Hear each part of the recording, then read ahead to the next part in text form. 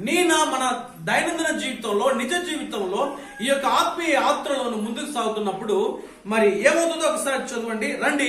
మనందరికీ సుపరిచితమైన వాక్య భాగము ఆదికాండము 19వ అధ్యాయము 17వ వచనము. ఆదికాండము 19వ అధ్యాయము 17వ వచనము.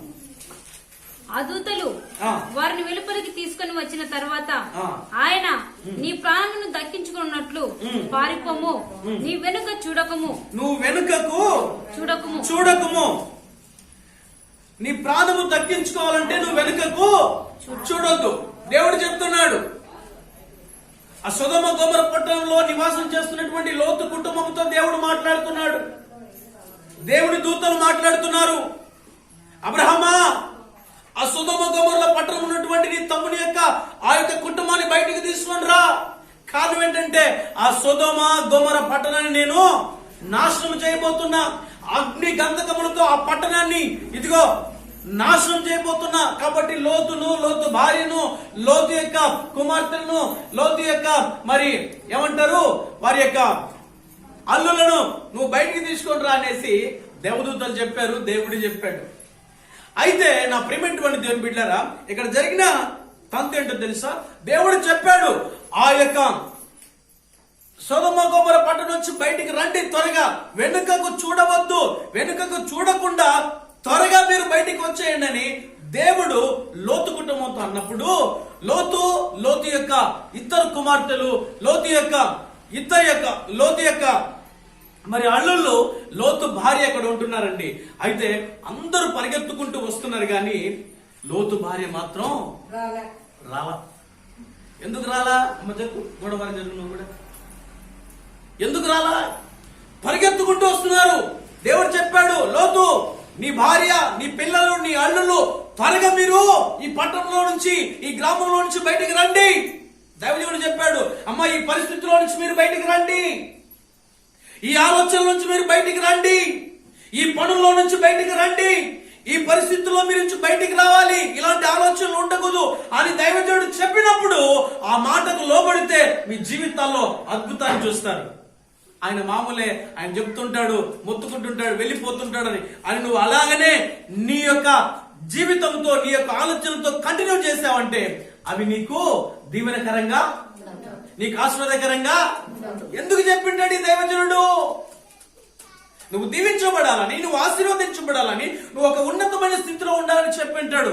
దానికి నువ్వు లోబడితే ఖచ్చితంగా ఫలాన్ని నువ్వు అనుభవిస్తావు. ఇక్కడ ఏమంటున్నాడు? లోతు భార్యను మీరు త్వరగా బయటికి వచ్చేయండి, వెనుకకు చూడవద్దు అని చెప్పాడు దేవుడే. కానీ లోతు యొక్క కుమార్తెలు వస్తున్నారు, లోతు పరిగెత్తుకుంటూ వస్తున్నారు, కానీ భార్య మాత్రం రావట్లే. ఏం చేస్తుంది తెలుసా? వస్తూనే ఉంది వాళ్ళతో పాటు, కానీ ఏం చేస్తుంది? ఈమా వెనుకకు తిరిగి.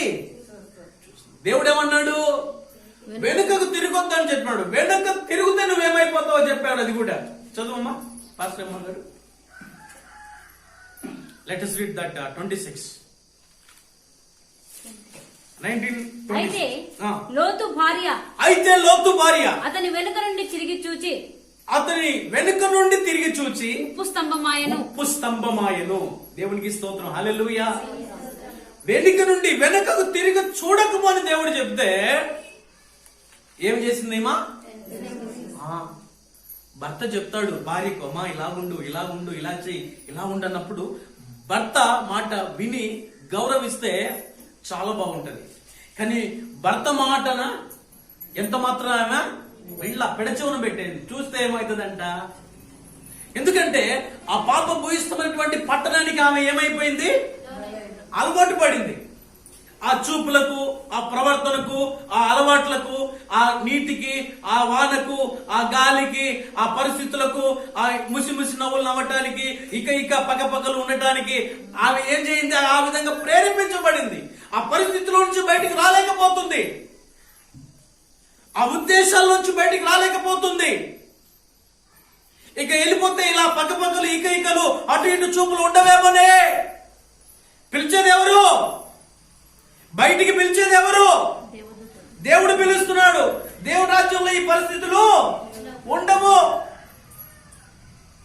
కానీ లోకాన్ని వదిలిపెట్టిపోతే ఏ విధంగా?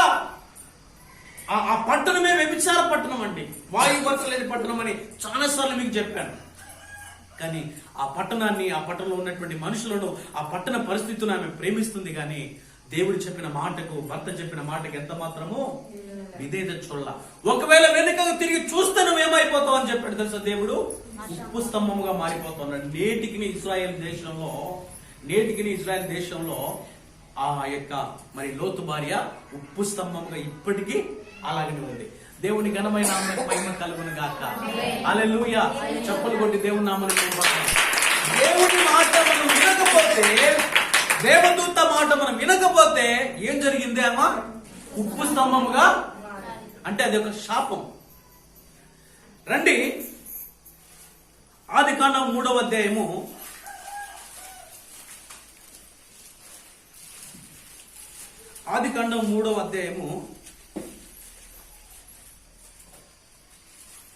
23వ వచనం చదవండి అమ్మా. అప్పుడు దేవుడైన యెహోవా అతడు ఏ నేల నుండి తీయబడెనో దాన్ని సేద్యపరచుటకు ఏదైనా తోటలో నుండి అతన్ని పంపివేసెను.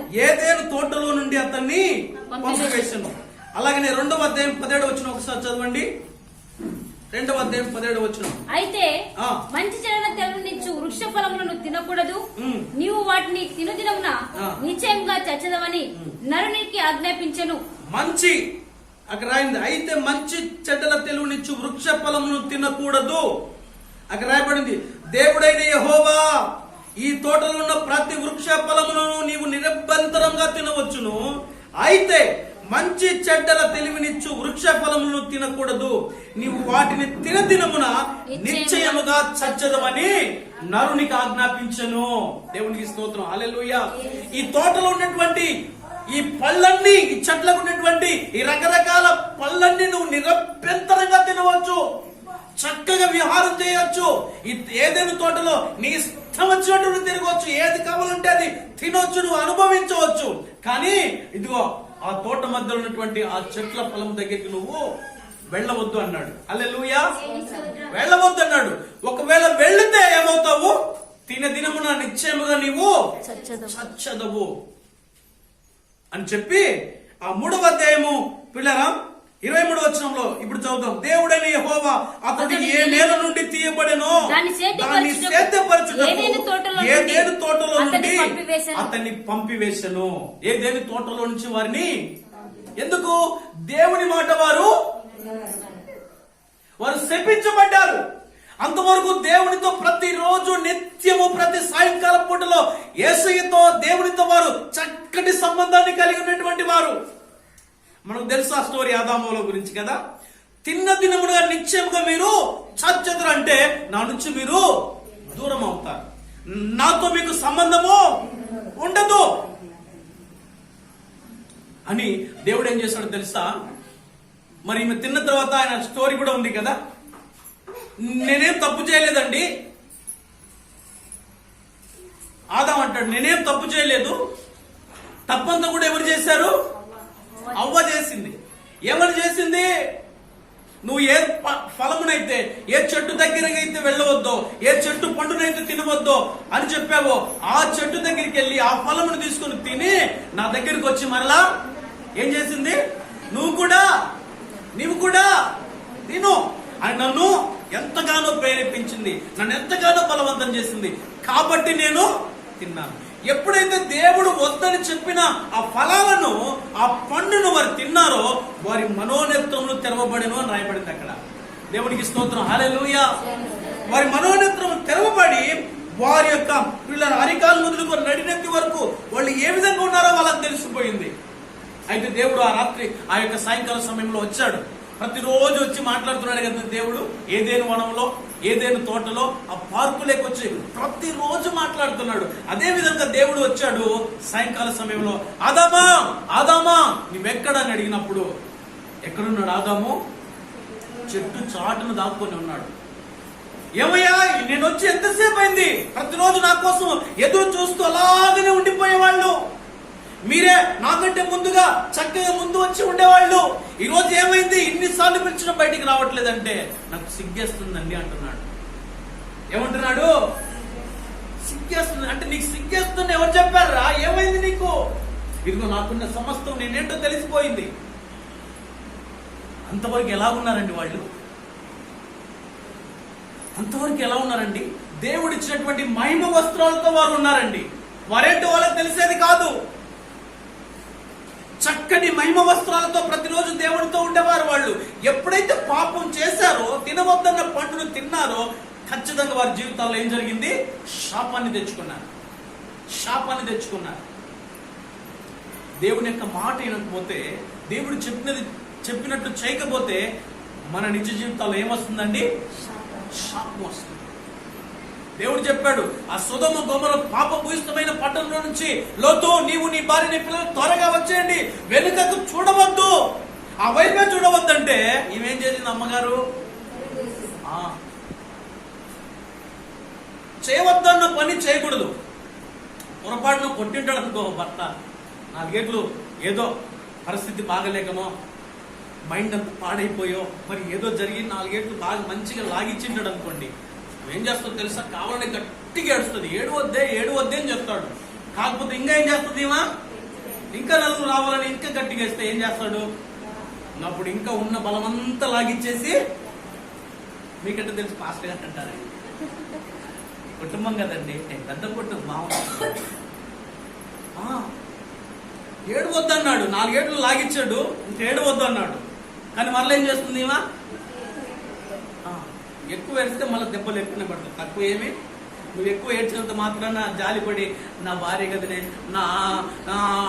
నీకు లాలిపప్పు కొనిస్తాను ఏం చెప్పడు. ఎక్కువ రాగం ఎక్కువైతే పప్పు గుర్తు ఎక్కువనే కొద్ది. హల్లెలూయా. దేవుని మాట పిల్లరా ఎవరైతే వింటారో, దైవజనుని మాట ఎవరైతే వింటారో వారు దీవించబడతారు. మనం ముందుగా ఆ యొక్క ఎపిసోడ్ లో విన్నాము, దైవజనుడు చెప్పినది చేయటం వల్ల వారి జీవితాల్లో సర్వ సమృద్ధిని అనుభవించారు. వారి జీవితాల్లో కొరతలు లేకుండా అయిపోయాయి. వారి నిజ జీవితాల్లో వారు గొప్పగా దేవుని యొక్క దీవెన పొందుకున్నారు. ఇక్కడ సొదొమ గొమొర పట్టణంలో నుంచి బయటికి రమ్మని దేవుడు చెబితే ఆమె ఏం చేసింది? వెనుకకు తిరిగి వద్దని చెప్తే ఏం చేసింది? వెనుకకు తిరిగి చూసింది, ఉప్పు స్తంభముగా మారింది. తినవద్దన్న పళ్ళు ఆదాము అవ్వలు తిన్నారు. దేవుని నుంచి వారు ఏమైపోయారు? దూరమైపోయారు. ఇక దేవుడితో వారికి సంబంధము, శాపగ్రస్తులైపోయారు. వారి శరీరం ఏంటో వాళ్ళకి తెలిసిపోయింది. అందుకోసమే మనం ఇప్పుడు రకరకాల దుస్తులు వేసుకున్నాం. ఒకవేళ ఆ రోజు ఆదాము అవ్వలు ఆ పని చేయకపోయింటే నిజంగా మనము మహిమ వస్త్రాలతో ఉండేవాళ్ళమండి. హల్లెలూయా, హల్లెలూయా. ఆ రోజు మన పితరులు చేసినటువంటి ఆ పాపమును బట్టి మనకు శాపం ఇది. చాలా మంది అంటారు, రే నీ తల్లిదండ్రులు చేసిన పాపం ఊరికా వద్దురా అంటారు. గుర్తు పెట్టుకోండి, పెద్దలు అంటుంటారు. తల్లిదండ్రులు చేసినటువంటి పాపం ఎవరికి సంక్రమిస్తుంది చెప్పండి? మన బిడ్డల మీద ఉంటది. దయచేసి అప్పు ఎవరైనా తీసుకొని ఉంటే, అప్పువాడిని పలకరించకుండా, లేకపోతే అప్పువాడు మరణించి ఉంటే అయిపోయిందిరా ఎంజాయ్ చేయొచ్చు అనుకోమాకండి. ఆ అప్పుని ఖచ్చితంగా మీరు ఏం చేయాలి? తీర్చాలి. ఏ పరిస్థితుల్లోనే తీర్చాల్సింది అని చెప్తున్నా.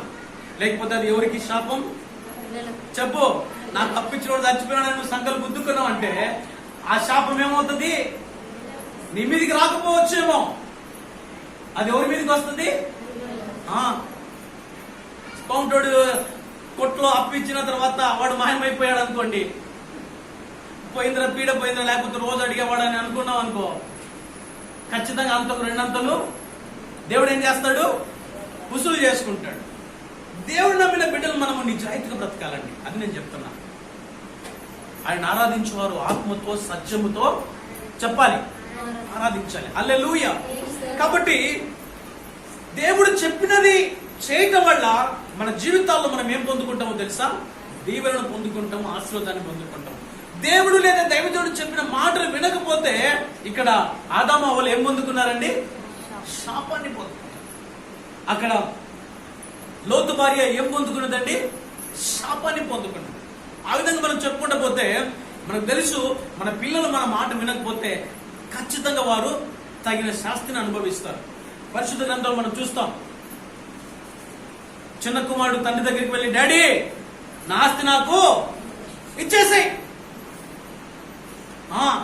నా ఆస్తి నాకు. ఈ ఒక్క కొడుకున్న వాళ్ళు జర జాగ్రత్త. ఒక కొడుకు ఒక కూతురు ఉన్న వాళ్ళు ఈ దినాల్లో ఎక్కడ లేని ప్రేమలు వచ్చేసాయండి. అదేం ప్రేమలో కానీ అప్పటికప్పటికి వస్తాయి, అప్పుడప్పుడు కూలిగిపోతాయి, అప్పటికప్పటికి వెళ్ళిపోతాయి. ఇద్దరు పిల్లలు, ఒక కొడుకు ఒక కూతురు ఉన్న వాళ్ళు ఒక 10-15 సంవత్సరాలకి వారు అడిగిందల్లా ఏది అడిగితేది ఏది పడితేది నువ్వు చేసుకుంటూ వెళ్తే రేపు పొద్దున చాలా పరిస్థితులు తారుమారైపోతాయి కదా. పరిశుద్ధ గ్రంథంలో మనం చూసినట్లయితే తండ్రికి 2 కుమారులు. పెద్దవాడేమో తండ్రితోనే ఉన్నాడు, తల్లితోనే ఉన్నాడు. చిన్న కుమారుడు యుక్త వయసు వచ్చింది, యవనస్తుడైపోయాడు. వాడు అంటాడు, వాడికి అన్నలు వాటిలో వచ్చేసాయి, డాడీ నీకున్న ఆస్తిలో నాకు సగం వస్తుందిగా, నా వాట నాకు ఇచ్చేసాయి. ఏరా ఏం చేయాలనుకున్నావు? నా ఇష్టం, నేను చాలా దూరంగా వెళ్ళిపోవాలి, నాకు పనులు ఉన్నాయి, నేను మీతో ఉండడానికి ఇష్టపడట్లేదు అంటే అంటాడు తండ్రి, నాన్న నువ్వు నా నుంచి దూరం అయిపోతే నువ్వు చాలా ఇబ్బందులు పడతావురా, నీకు చాలా అవమానాలు వస్తాయిరా, నువ్వు చాలా ఇబ్బందులు పడిపోతావు, నీ పరిస్థితి అంతా కూడా తారుమారైపోతుంది, నీ గౌరవం మర్యాద ఏముండదు అని ఎన్ని నీతి మాటలు తండ్రి తన యొక్క కుమారుడికి చెప్పినప్పటికీ కూడా ఆ కుమారుడు విన్నాడా?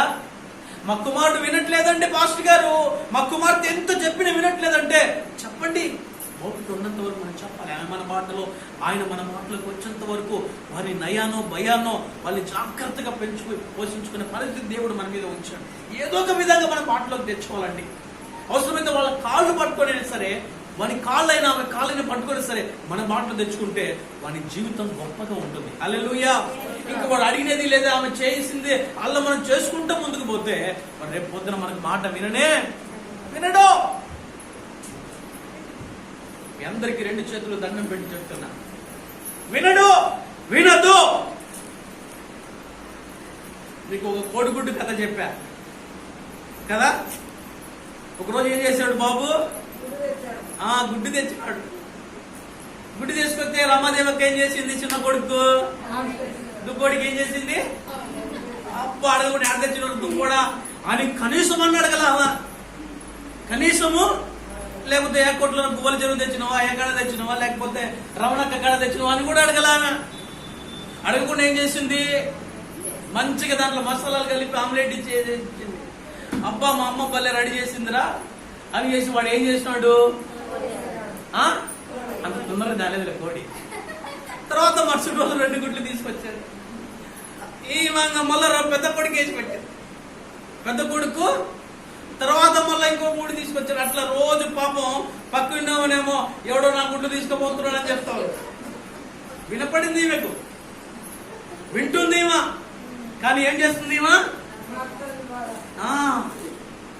అక్క మంచిదక్క అన్నాడు, చాలా మంచిది, మీరు ఎవరు ఇలా చేయరు, కానీ నేను చెప్తున్నా వాస్తవం.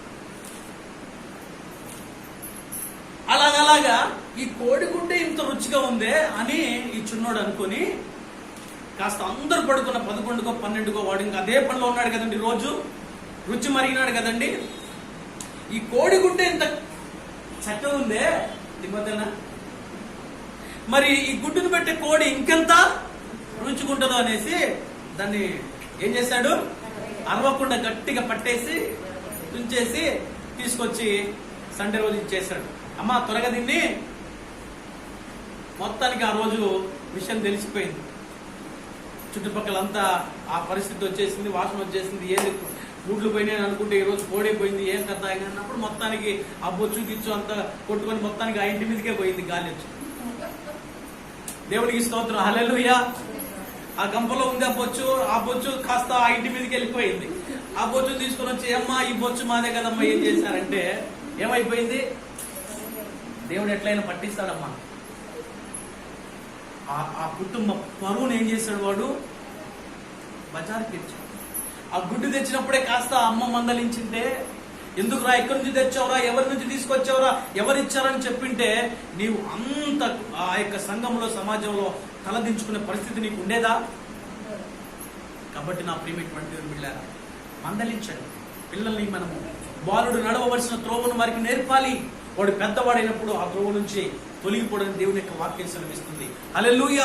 ఎంత చెప్పినా కుమారుడికి ఎంత చెప్పినా రే నా నుంచి దూరం అవుతే నీ పరిస్థితులన్నీ కూడా మారిపోతాయి. నువ్వు దేవుడికి దూరం అయిపోతావు.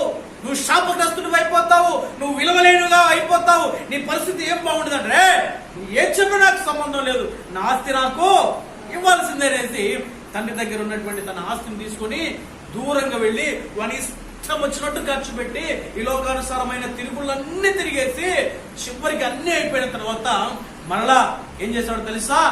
పందులను గాయటానికి ఒప్పుకున్నాడు. ఇంకేం లేదు ఇంకా అయ్యగారికి. పందులను కాస్తున్నాడు, పందుల పొట్టు తింటూ ఉన్నాడు. ఆ పందుల పొట్టు తింటూ ఉంటే కూడా యజమానుడు ఏం చేశాడు? కాలుతో 4 లాగించాడు. అప్పుడు లాగించినప్పుడు ఎవరు గుర్తొచ్చారండి? తండ్రి గుర్తొచ్చి, నా తండ్రి దగ్గర అనేక మంది పనివారు ఉన్నారు, ఆయన దగ్గరికి వెళ్తే సర్వ సమృద్ధి దొరుకుతుంది అన్నప్పుడు ఇలా గమనించండి, తండ్రి దగ్గరికి రావడం జరిగింది, ఆ కుమారుని చూడటం జరిగింది, తర్వాత హక్కును చేర్చుకోవడం జరిగింది. పిల్లరా గమనించండి, మళ్ళా అతనికి స్నానం చేసి మంచి వస్త్రాలు దొరికించి ఆ ఊరంతటి కూడా తప్పిపోయిన నా కుమారుడు మరలా వచ్చాడని విందు చేయడం జరిగింది. హల్లెలూయా! అంతగా ప్రేమించే దేవుడు అండి మన దేవుడు. హల్లెలూయా! ఒకవేళ నువ్వు తప్పిపోయినా దేవుడి నుంచి, దూరమైనా నువ్వు దేవుడి నుంచి, మరలా నువ్వు ఆయన దగ్గరికి వచ్చినప్పుడు నా నుంచి నువ్వు దూరం అయిపోయావు కదా, నా నుంచి నువ్వు వెల్లడైపోయావు కదా, ఇక నా దగ్గరికి రావద్దని నా దేవుడు నిన్ను దూరం పెట్టే దేవుడు కాదు, కౌగిలించుకొని హక్కున చేర్చుకొని నీకు సహాయం చేసి పరలోక రాజ్యం నీకు చూపించే దేవుడిని మనం కలిగి ఉన్నామండి. హల్లెలూయా! హల్లెలూయా! తండ్రి చెప్పినట్టు వినకుండా వెళ్ళిపోయాడు. తగిన శాస్తి అతను పొందుకున్నాడు, శాపాన్ని పొందుకున్నాడు, అగౌరవాన్ని పొందుకున్నాడు. దేవుని ఘనమైన నామమునకు మహిమ కలుగును గాక. హల్లెలూయా! హల్లెలూయా! కాబట్టి దేవుడు చెప్పినది చేయటం వల్ల మన నిజ జీవితాల్లో ఏం జరుగుతుంది? దీవించబడతాం, ఆశీర్వదించబడతాం. దేవుడు చెప్పినది చేయకపోవటం వల్ల లోతు భార్య జీవితంలో ఏం జరిగింది? శాపం తెచ్చుకున్నారు. ఆదాము వాళ్ళ జీవితంలో ఏం తెచ్చుకున్నారు? శాపాన్ని తెచ్చుకున్నారు. తప్పిపోయిన కుమారుడు ఏం తెచ్చుకున్నాడు? దేవుడు చెప్పినది చేయండి. దేవుని యొక్క దీవెనలు ఏంటో, దేవుని యొక్క ఆశీర్వాదాలు మీరు నిండారుగా చూస్తారు. హల్లెలూయా! హల్లెలూయా! హల్లెలూయా! కాబట్టి మీ అందరికి మరొకసారి చేతులు జోడించి చెప్తున్నా, పిల్లల్ని సరైన మార్గంలో పెంచండి. వారు ఈ మార్గంలో ఇప్పుడు నడవాలంటే వారికి కొద్ది కష్టంగా ఉంటుంది, క్లిష్టంగానే ఉంటుంది. అయినప్పటికీ కూడా ఇదిగో మీ త్రోవల్లోకి వారు తీసుకొని వారికి ఏదో ఒకటి చెప్పి పిల్లరా నయ్యాన్నో భయాన్నో ప్రేమతో వారిని దగ్గరికి తీసుకొని, వారిని కొడితే తిడితే అంత ఈజీగా మన యొక్క దారిలోకి రారండి. వారిని ప్రేమతోనే మనం ఏం చేయాలి? సాధించుకోవాలి. ప్రేమతో ఏదైనా మనం సాధించుకోవచ్చు. పాస్టర్ గారు చెప్పారు కదా, ఇంటికి పోయి 4 తిట్టి కడబడ వాడిని వాళ్ళు లాగిచ్చేసి ఆమెను లాగిచ్చేసి ఉంటారు. పొరపాటున పడి నీ దారికి వస్తాడా? ఏ విధంగా లాక్కోవాలి అతన్ని? ప్రేమతో. ప్రేమతో. టైం పట్టుద్ది, అంత తొందరగా ఈజీగా అవ్వదు పని. దేవునికి స్తోత్రం. హల్లెలూయా! ఆ కఠినమైన హృదయం